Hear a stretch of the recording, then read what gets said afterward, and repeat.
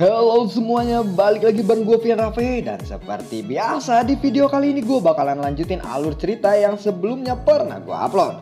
Dan gak kerasa juga gue udah sampai ke season 6 nya ya. Dan tanpa banyak basa-basi lagi, yuk kita langsung check this out aja alur ceritanya.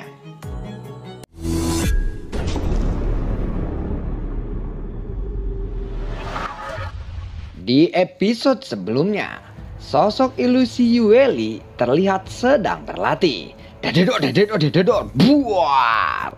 Sun Er tiba-tiba berteriak, "Yueli, sudah berapa kali aku bilang, jangan berlatih keterampilan bertarung di kapal. Berlatihlah di ruang latihan," ucap dari Sun Er. Yueli pun lalu menghampiri Sun Er. Dia lalu berkata, "Ibu, apakah ayahku sangat tampan? Orang seperti apakah dia? Apakah dia baik? Dan di manakah dia sekarang? Dan kenapa dia tidak menemui kita?" tanya dari Yueli. Sun Er lalu tersenyum dan berkata, "Cepat atau lambat dia pasti akan ke sini. Kamu akan melihat ayahmu pada saat itu. Dan jangan tolong pukul ayahmu ya," ucap dari Sun Er. "Ayah sangatlah jahat, bahkan dia belum pernah melihatku. Aku akan memukulnya jika aku bertemu dengannya nanti," ucap dari Yueli. Sementara itu, Sun Er terlihat kembali menghampiri Xiaoyan. Lalu dia berkata, "Xiaoyan, sampai di sini saja. Kami akan melakukan perjalanan yang sangat jauh. Tetapi percayalah, ada leluhur di sini. Semuanya akan baik-baik saja," ucap dari Sun Er. Tampilan itu pun segera menghilang. Xiaoyan pun sudah kembali di kapalnya. Xiaoyan kebingungan karena kelompoknya telah mengerumuninya. Xiaoyan lalu bertanya, "Ada apa?" tanya Xiaoyan kepada kelompoknya. King Mu'er lalu berkata, "Justru akulah yang harus bertanya seperti itu," ucap dari King Mu'er. "Hei, tidak apa-apa. Oh ya, bagaimana dengan luka kalian?" tanya dari Xiaoyan. Xiaozan lalu berkata, "Kita sudah baik-baik saja dan kita sudah sampai di klan Putri Duyung lagi," ucap dari Xiaozan. Mendengar itu, Xiaoyan pun segera turun dari kapal. Lalu Xiaozan mengikutinya dari belakang. Xiaoyan lalu berkata, "Kamu mau kemana?" tanya dari Xiaoyan. Xiaozan lalu berkata, "Tentu saja aku akan mengikutimu, bodoh," ucap dari Xiaozan. "Hei, sudahlah, aku saja cukup. Lagi pula kamu tidak akan membantuku kali ini," ucap dari Xiaoyan. "Ayolah Xiaoyan, aku hanya ingin melihatmu. Semoga saja aku bisa belajar. Aku tidak akan mengganggumu, aku janji," ucap dari Xiaozan. Mendengar itu, Xiaoyan hanya menghela nafas panjang. Setelah itu dia berbalik dan pergi. Xiaozan pun lalu tersenyum. Setelah itu dia juga mengikuti Xiaoyan. Kemunculan Xiaoyan langsung disambut oleh klan Putri Duyung. Qianing lalu melangkah maju mendekati Xiaoyan. Xiaozan lalu menatap Qianing.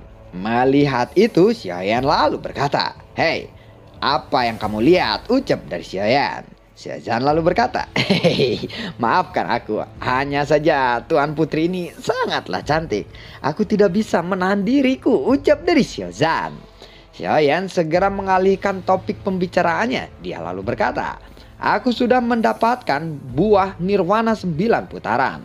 Bawa aku kepada ayahmu," ucap dari Xiaoyan. Qianing sangat senang mendengar itu.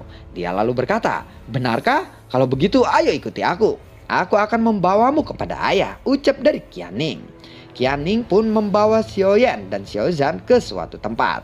Mereka pun sampai di depan sebuah ruangan. Xiaoyan lalu berkata, "Kalian tunggulah di sini. Serahkan saja kepadaku," ucap dari Xiaoyan. Qianing dan Xiaozan pun mengangguk. Setelah itu Xiaoyan pun segera masuk ke sebuah ruangan itu. Xiaozan lalu menatap Qianing yang tampak khawatir. Xiaozan lalu berkata, "Putri Qianing, duduklah dulu, jangan khawatir. Xiaoyan pasti bisa melakukannya," ucap dari Xiaozan. Qianing lalu mengangguk. Dia pun segera duduk. Xiaozan lalu berkata lagi, Tuan Putri, apakah kamu sudah mempunyai seseorang yang kamu sukai?" tanya dari Xiaozan. Qianing lalu menggelengkan kepalanya saat mendengar itu. Dia pun lalu berkata, "Belum. Aku juga belum memikirkan tentang hal seperti itu," ucap dari Qianing. Sementara itu, Xiaoyan sudah memasuki ruangan. Dia lalu berjalan di sekitaran kolam obat. terlihat ada Raja Putri Duyung terbaring lemah di kolam itu. Xiaoyan lalu berkata melihat itu, "Raja, aku telah menemukan buah nirwana 9 putaran. Aku akan membantumu membentuk kembali tubuhmu. Tetapi prosesnya akan sangat menyakitkan. Kamu harus bisa menahannya," ucap dari Xiaoyan. Xiaoyan pun segera duduk. Lalu dia segera mengeluarkan buah nirwana 9 putaran di tangannya. Xiaoyan pun segera mengulurkan jarinya ke arah buah nirwana 9 putaran itu. Setelah beberapa saat, sebuah cahaya lalu muncul dari buah nirwana 9 putaran itu. Cahaya itu pun segera memasuki ke mulut Raja Putri Duyung. Cahaya tiba-tiba melonjak dari tubuh Raja Putri Duyung. Cahaya itu pun secara bertahap berubah menjadi api. Raja Putri Duyung meraung kesakitan. Xiaoyan lalu berkata, "Bertahanlah," ucap dari Xiaoyan. Cahaya biru pun semakin kuat. Cahaya itu menghalangi sosok Raja Putri Duyung. Setelah beberapa saat, raungan Raja Putri Duyung pun perlahan berhenti dan kepompong biru muncul di depan mata Xiaoyan. Tidak lama Qianing dan Xiaozhan lalu memasuki ruangan karena mendengar jeritan dari Raja Naga. Qianing lalu bertanya, "Bagaimana? Apakah itu berhasil?" tanya dari Qianing kepada Xiaoyan. Xiaoyan mendengar itu dia lalu berkata, "Aku rasa begitu. Mungkin butuh beberapa tahun bagi nirwana untuk membentuk tubuh ayahmu lagi. Dan kamu harus melindunginya pada periode waktu itu," ucap dari Xiaoyan. Mendengar itu Qianing pun lalu berkata, "Terima kasih banyak karena telah membantu klan Putri Duyung," ucap dari Qianing. "Putri Qianing, jangan berterima kasih. Aku bisa menjelajahi tempat ini juga karena berkat bantuan kalian. Dan aku juga mendapatkan apa yang aku inginkan. Anggap saja ini sebagai balas budiku karena telah membantuku," ucap dari Xiaoyan. Air mata segera mengalir dari pipi Qianing mendengar itu. Xiaoyan lalu berkata, "Kamu juga tidak perlu khawatir dengan serangan para monster darah karena Kaisar Darah telah mati," ucap dari Xiaoyan. Mendengar itu Qianing lebih terkejut dan berkata, "Benarkah itu?" tanya dari Qianing. Xiaozhan mendengar itu dia lalu berkata, "Ya, itu memang benar. Kaisar Darah telah dibunuh oleh Xiaoyan. Tidak akan ada lagi para monster darah yang akan mengganggu klan Putri Duyung ini," ucap dari Xiaozhan. Xiaoyan pun sedikit menjelaskan tentang nirwana 9 putaran itu. Setelah menjelaskan, Xiaoyan pun berniat untuk pergi dari sana. Tetapi dihalangi oleh Qianing. Karena dia ingin mengadakan pesta perjamuan untuk Xiaoyan dan yang lainnya. Klan Putri Duyung pun mengadakan perjamuan besar untuk kelompok Xiaoyan. Singkat cerita, beberapa hari pun telah berlalu. Kelompok Xiaoyan pun sudah berangkat lagi dari klan Putri Duyung. Xiaoyan lalu menatap sisa jiwa dari Guiyin di balik botol giok. Terlihat jiwanya sudah sangat rapuh. Xiaoyan lalu mengambil buah nirwana 9 putaran dan mengeluarkan cahaya dari buah itu. Kepompong pun lalu terbentuk lagi. Xiaoyan pun segera memasukkan sisa jiwa Guiyin ke dalam kepompong itu. Xiaoyan lalu berkata, "Baiklah Guiyin, kamu harus bertahan," ucap dari Xiaoyan. Setelah beberapa menit menunggu, Xiaoyan tidak melihat gerakan sedikit pun dari kepompong itu. Xiaoyan lalu menghela nafas dan berkata, "Sepertinya benar-benar tidak ada harapan," ucap dari Xiaoyan. Xiaoyan lalu melangkah maju dan menyentuh kepompong itu. Xiaoyan lalu mengalirkan kekuatannya ke dalam kepompong itu. Xiaoyan merasakan bahwa jiwa sisa-sisa dari Guiyin mulai terbentuk. Kepompong biru itu akhirnya memperlihatkan sedikit denyutan. Xiaoyan pun menarik kembali lengannya. Xiaoyan tersenyum saat melihat sedikit denyutan pada kepompong itu. Xiaoyan pun berhasil menyelesaikan masalah Guiyin dan Raja Putri Duyung kali ini. Pada saat ini Xiaoyan terus memikirkan siapa imam besar yang meramalkan dirinya sebagai penyelamat bagi klan Duyung. Imam besar itu menyuruh Xiaoyan untuk pergi ke Ningling Yuan. Ningling Yuan seharusnya berada di reruntuhan kuno itu. Xiaoyan juga berencana untuk pergi ke reruntuhan setelah menyelamatkan Raja Putri Duyung dan Guiyin. Selama periode waktu ini Xiaoyan hanya bisa menjaga kepompong milik Guiyin dan juga terus menyempurnakan ramuan-ramuan obat. Kapal yang dia tunggangi pun juga terus bergerak. Berita kematian dari Kaisar Dara juga telah menyebar di Samudra Emas ini. Singkat cerita, 10 hari pun telah berlalu. Reruntuhan pun perlahan terlihat dari arah depan. Kapal pun mulai melambat.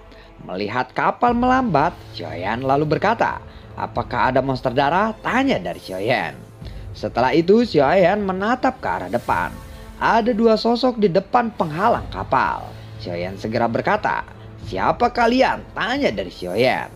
Sosok itu lalu berkata, "Tuanku, kami dari keluarga naga. Kaisar Naga memerintahkan kami untuk menunggumu di sini," ucap dari sosok itu. Suara tiba-tiba terdengar. "Hahaha, Xiaoyan, kamu sudah ada di sini," ucap dari suara itu. Xiaoyan segera menoleh ke arah asal suara itu. Ternyata suara itu berasal dari Kaisar Naga. Xiaoyan lalu berkata, "Kaisar Naga," ucap dari Xiaoyan. Kaisar Naga lalu berkata, "Sepertinya ada sesuatu yang ingin kamu cari di reruntuhan ini, bukan? Karena itulah aku memerintahkan mereka untuk ikut bersamamu," ucap dari Kaisar Naga. Mendengar itu Xiaoyan lalu berterima kasih kepada Kaisar Naga. "Terima kasih Kaisar Naga. Setelah selesai dari sini, aku harap kamu berkenan untuk mengunjungi klan nagaku. Aku akan mengadakan jamuan besar untukmu," hahaha, ucap dari Kaisar Naga. Mendengar itu pun Xiaoyan kembali berterima kasih atas kebaikan Kaisar Naga. Tetapi sekarang situasinya sedang kritis.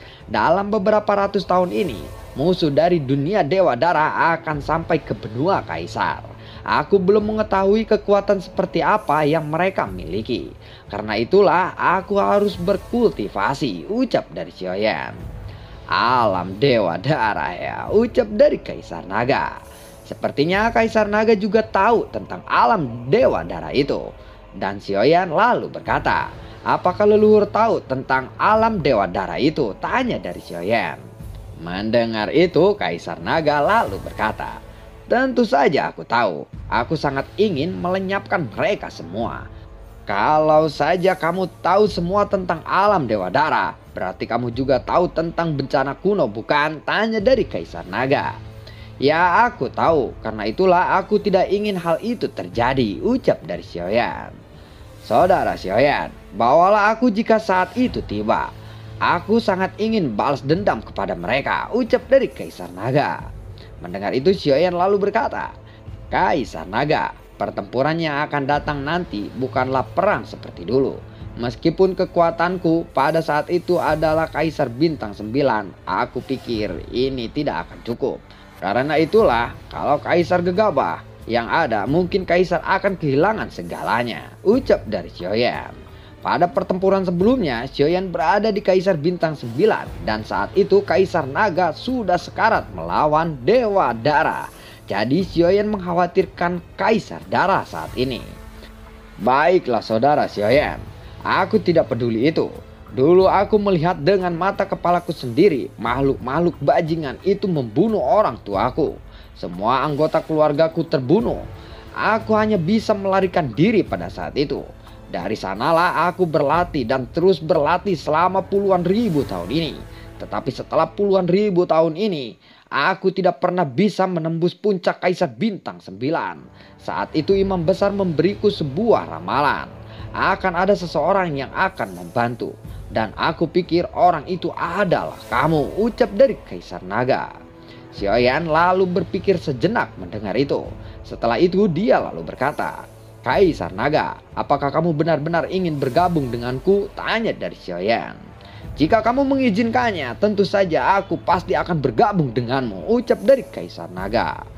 Memang sangat bagus jika Kaisar Naga bisa bergabung ke dalam kelompokku. Karena Kaisar Naga juga memiliki kekuatan Kaisar Bintang 9.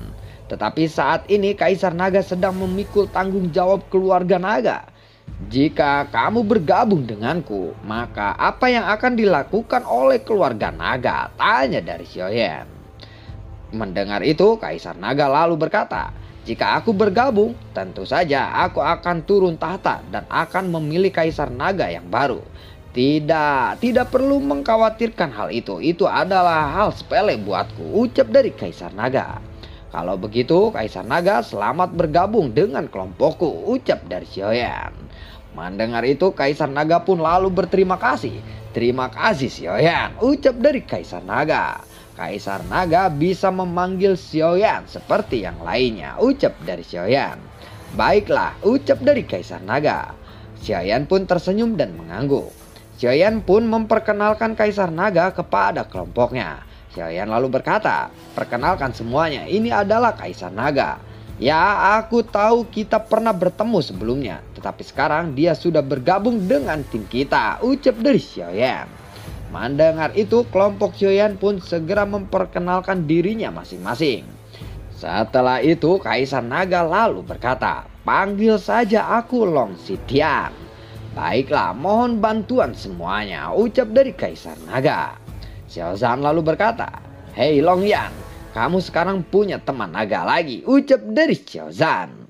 Long Xitian lalu menatap Long Yan dan berkata, dia memiliki nafas naga, tetapi dia terlihat seperti bukan naga, ucap dari Long Xitian. Xiaoyan pun lalu berkata, Long Yan lahir di Lenghai dan terlahir seperti naga. Seharusnya itu cukup untuk disebut sebagai setengah naga. Ucap dari Xiaoyan. Itu luar biasa. Kamu bisa tumbuh ke tingkat yang sangat mengerikan seperti itu. Lain kali aku akan membawamu ke keluarga naga. Keluarga naga memiliki kolam darah naga. Kolam darah naga ini telah ada selama jutaan tahun. Mungkin kamu dapat menemukan tulang belakang naga dan menyingkirkan tubuh roh itu dan memiliki tubuh naga. Pada saat itu, peningkatan kekuatanmu juga bisa jauh lebih efisien, ucap dari Long Xitian. Mendengar itu, Long Yan pun tersenyum dan berkata, terima kasih leluhur, ucap dari Long Yan. Xiaoyan lalu berkata, Long Xitian, kami akan memasuki reruntuhan. Apakah kamu akan ikut? Tanya dari Xiaoyan. Long Xitian lalu berkata, aku rasa aku tidak bisa ikut sekarang. Oh ya, aku punya peta reruntuhan. Aku harap ini bisa membantumu. Maaf karena aku tidak bisa ikut kali ini, ucap dari Long Xitian. Long Xitian pun lalu mengeluarkan sebuah peta yang sudah tampak usang. Lalu dia memberikannya kepada Xiaoyan. Xiaoyan lalu berkata, tidak apa-apa, kamu masih seseorang Kaisar Naga di tempatmu. Kamu masih harus bertanggung jawab atas klan nagamu. Dan berhati-hatilah. Jika kamu butuh bantuan, segeralah beritahu aku, ucap dari Xiaoyan. Xiaoyan pun lalu mengambil peta dari tangan Long Xitian. Xiaoyan juga memberikan sepotong batu giok kepada Long Xitian. Xiaoyan lalu berkata, kalau begitu aku pergi dulu, ucap dari Xiaoyan. Long Xitian pun mendengar itu dia lalu mengangguk. Mereka pun bergerak menuju sisi timur reruntuhan. Sebuah kota besar muncul di depan mata semua orang saat ini. Kota itu disebut sebagai kota suci.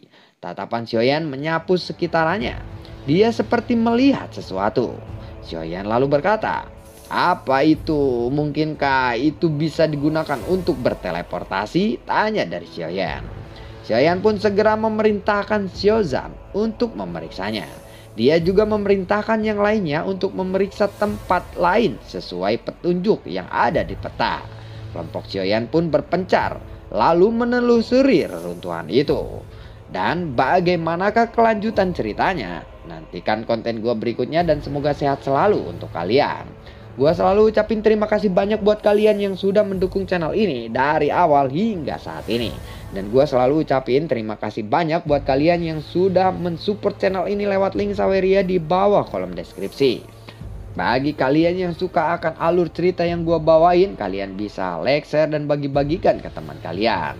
Dan sampai jumpa dan ketemu lagi di video gue berikutnya. Assalamualaikum dan semoga sehat selalu untuk kalian. Dadah.